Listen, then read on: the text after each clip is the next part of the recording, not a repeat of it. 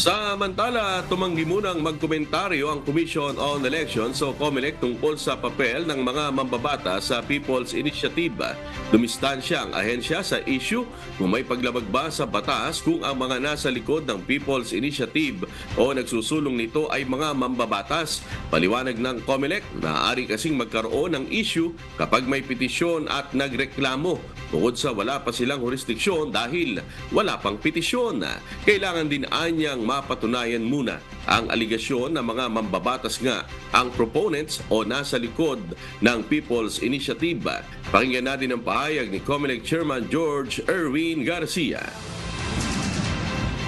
Ayaw ko pong sagutin yon dahil nga sa ma-preempt yung ating personal na magiging posisyon kapag dumating yung tamang petisyon. Sa akin po, tingnan natin ano ba nakalagay sa batas. Sino ba ang bawal, sino ang pwede. Kasi doon lang tayo magre-rely. Makikita natin sino ba talaga ang proponent. Kasi lalantad at lalantad naman yung proponent later on kapag nag-file ng formal na petition.